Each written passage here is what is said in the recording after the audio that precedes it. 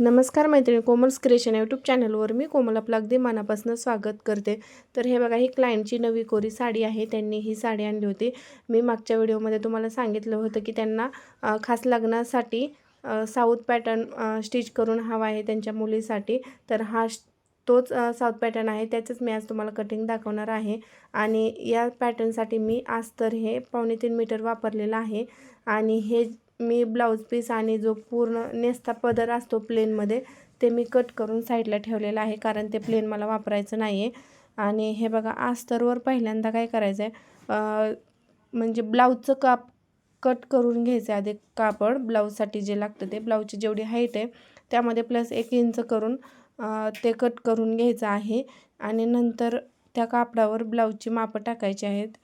इथे ब्लाऊजची हाईट वगैरे मापून घेतलेली आहे.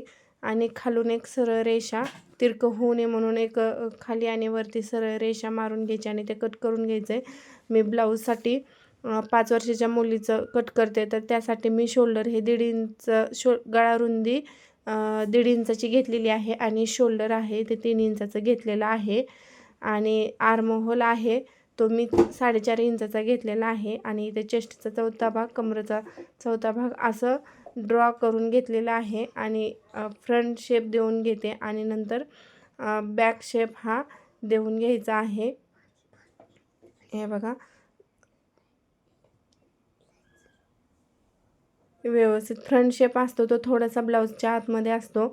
आणि त्यांनी गळा जास्त लॉंग नको आहे असं सांगितलं होतं, त्यामुळे मी फ्रंटचा गळा इथे फक्त 3 इंचावर घेते आणि त्याला गोलाकार असा शेप देऊन घेते. आणि हे कट करून घ्यायचं आहे. सुरुवातीला बॅकचा मुंडा कट करून घ्यायचा आहे आणि एक्स्ट्राचं जे फिट मार्जिन सोडून कापड राहते ते पण कट करून घेतलेलं आहे. आणि नंतर गळ्याचा शेप कट करून घेते मी.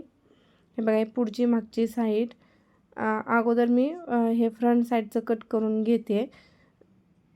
हे बघा, व्यवस्थित फ्रंट साईडचा मुंड्याचा शेप जो आहे तो कट करून घेतलेला आहे. आणि बॅकसाठी आपण स्क्वेअरचा नेक ठेवलेला आहे. आणि आता जो लेहंगा आहे त्याचं कटिंग करणार आहे. पूर्ण कटिंग आहे ते अगोदर अस्तरवर कट करून घ्यायचं आहे आणि नंतरच मेन फॅब्रिकवर कट करून घ्यायचं आहे. हे बघा, अस्तरावर मी घडी कशी फोल्ड केली आहे हे तुम्ही पाहू शकता. त्रिकोणमध्ये, समोसा आकारमध्ये मी ही घडी 4 फोल्डमध्ये केलेली आहे. आणि जेवढी उंची आहे तेवढी मोजून घ्यायची. अगोदर कमरेचं मोजून घ्यायचं आहे. ते मी कमरेचा चौथा भाग घेऊन मी तिथूनच खाली हाईट मोजलेली आहे. जेवढी आहे त्यामध्ये प्लस 1 इंच करायची आहे. आणि वरती लेहंग्यामध्ये काय करायचं आहे, वरच्या साईडला आपल्याला नेपापट्टी असते आणि पूर्ण लेंथमध्ये 2 इंच लेस करूनच लेंथ घ्यायची आणि तसं कटिंग करायचं आहे. आणि गोलाकार असा शेप देऊन स्कर्टचं कटिंग करून घ्यायचं या. आणि हे साडीपासून आता सध्या ट्रेंड आहे, साडीपासून भरपूर छान छान वन पीसेस वगैरे, नंतर फ्रॉक्स, नंतर साऊथ पॅटर्न इतके छान दिसतात ना, इतके क्लासी दिसतात ना, तुम्ही विचारच करू शकत नाही, एवढे छान दिसतात. आणि हे 5 वर्षाच्या मुलीचं कटिंग आहे. अगदी परफेक्ट बॉडी मेजरमेंट घेऊन कट केलेलं आहे. हे बघा, हे हळूहळू कपड्यावर हात ठेवायचा जेणेकरून कापड हललं नाही पाहिजे यासाठी. आणि तुम्ही याचा घेरा पण पाहू शकता, भरपूर घेरा आलेला आहे.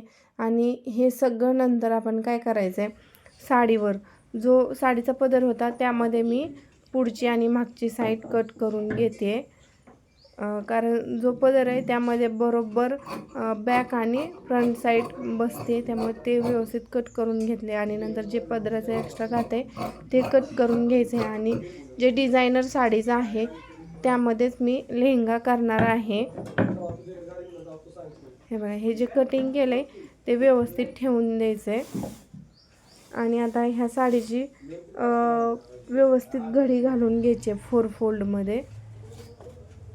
हे बघा, आणि ही साडी भरपूर मोठी होते कारण ती मुलगी आहे ती खूप नाजूक आहे आणि 5 वर्षाचीच आहे, त्यामुळे तिला पूर्ण साडी भरपूर होऊन जाते. त्यामुळे मी एक्स्ट्राचं साडीतून कापड काढलं आहे. आणि हे आपण त्यांना रिटर्न करणार आहोत, कारण मी कोणाचंही एक्स्ट्रा कापड जे राहतं ते ठेवून घेत नाही.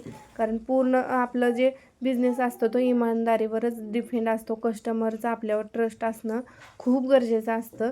त्यामुळे मी कोणाचं थोडं कापड म्हणजे अर्धा मीटर 1 मीटर राहिलं असेल तर मी रिटर्न करते, त्याच्यापेक्षा कमी असेल तर नाही करत, कारण त्यांना पण ते यूज होत नाही. आणि आता हे जे साडीमधनं एक्स्ट्राच आहे ते मी त्यांना रिटर्न करून टाकणार आहे.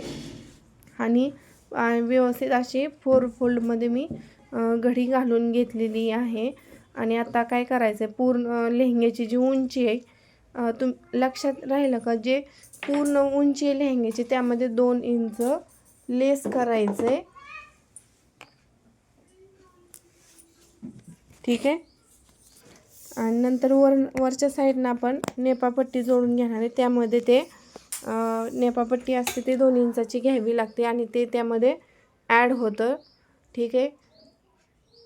हे बघा, हे कटिंग करताना अतिशय हळूवार करायचं आहे, कारण पूर्ण कटिंग पूर्ण जो घागऱ्याचा लूक वगैरे आहे ते पूर्ण कटिंगवरच असतं. कटिंग व्यवस्थित असेल तर कुठलाही ड्रेस छान दिसतो.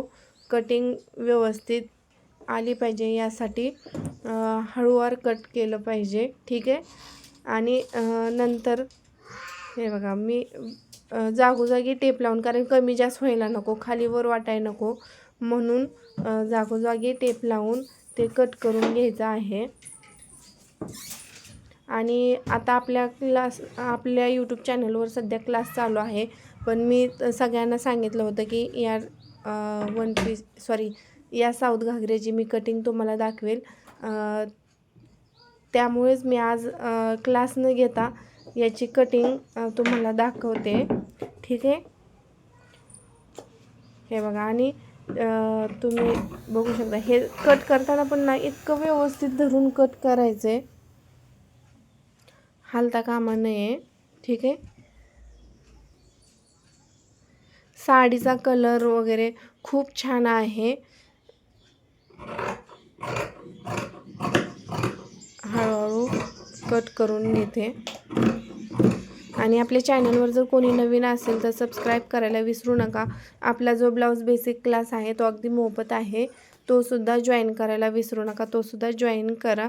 आणि हे बघा, शिवल्यानंतर हे असं इतकं छान, इतकं क्लासी दिसतंय ना. मी ब्लाऊजला बॅकला बोटनेक बनवलेलं आहे, तसेच देवसाईना स्लीव केलेले आहेत, कारण साऊथसारखं दिसावं म्हणून. आणि तुम्ही पाहू शकता घागऱ्याची वगैरे फिनिशिंग. चलो बाय.